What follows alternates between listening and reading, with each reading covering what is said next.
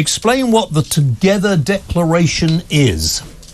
Well, Together Declaration is an organisation, it's actually an association with members and signatories, hundreds of thousands across the United Kingdom, that we were launched actually 3 years ago, coming up to our third year anniversary on the 20th of September. Big event in London at Westminster for 2,000 people. You guys are invited.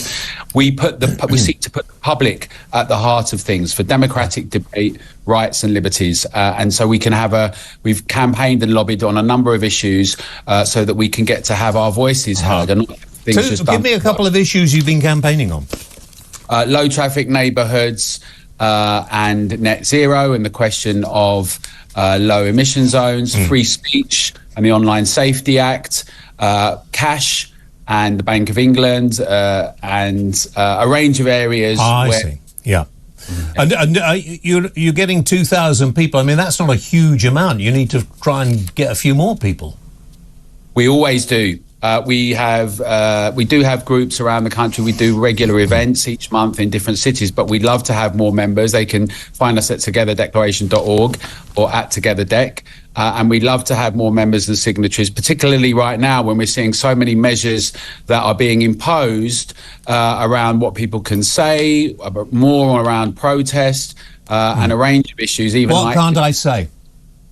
Well, I think that the chilling atmosphere about free speech, that you can share a video, for instance, and people are saying that you should go, potentially you could be prosecuted for sharing a video without even saying anything. 3 memes. A guy got 12 weeks in prison for 3 memes. Well, you know, if you share a video that is completely untrue and libels someone shouted at the police and got, like, you know, it's ridiculous. And that old lady who looked after her husband got like 15 months, and then the child rapist gets community order. Wouldn't you have more luck, Alan, if you were to stand, or people like you to stand for Parliament?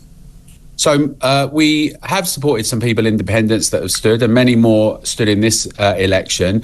We're a campaigning organisation, so we're about getting the public to engage and get elected representatives like councillors and MPs and institutions lobbied with campaigns and protests and activity. But it may well be that that takes a form. Some people might do that within our organisation. Together itself is a campaigning organisation around freedom, rights and liberties, and it will continue to do that. So are you looking to undo the ban of smoking everywhere? Do you want to see smoking back in pubs and restaurants? So the issue really is this. You get this, what Together's position is on things is, if the public decides that it wants to do something and we democratically discuss it and everyone's engaged and they support it, then that's what it should be. But when you have measures that are just randomly imposed without any really debate with industry... Like what?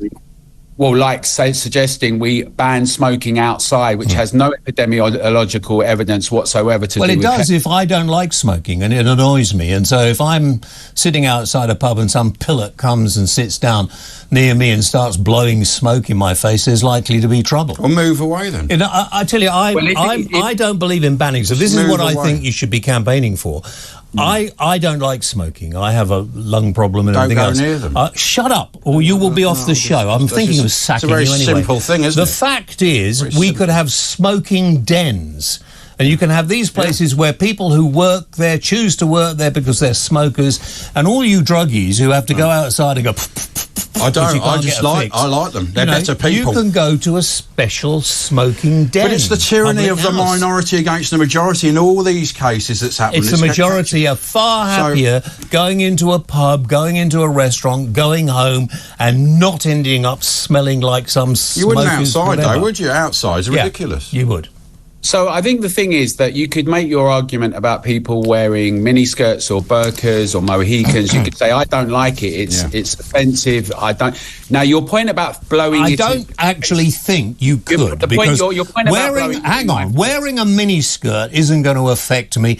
And actually, but you shouldn't do it. It doesn't suit you. To be honest, I'm getting really fed up with you. She'll watch you. Well, it doesn't. I actually think wearing a burqa, although I don't like it, that does suit doesn't affect me like somebody blowing what's been in their mouth. what I'm saying is, if you've made an argument about something you don't like, and the point about the Enlightenment... But I think you'll find I'm in the majority. I don't like it, ban it. That's Keir Starmer. I don't like that. Ban it for everyone. Point about the argument originally was made to ban it was based on an argument that actually wasn't epidemiologically proved either. But there's uncontestable in 1967 that smoking can lead to heart disease and cancer. Subsequently, it does lead to heart disease and cancer. Absolutely. I know I have cancer. However, the arguments that were made about that were used in venues were far less on scientific grounds. Now, banning them in parks, outside pubs, outside race courts is simply about behaviour modification, saying you're doing the wrong type of behaviour, we don't like it. And look what's happening as well. Those discussions are also happening by the health lobby on things like units of alcohol, on food, rather than talking about building great hospitals, innovating, having dynamic wealth creation. We're talking about smoking. But is this a way of stopping the population?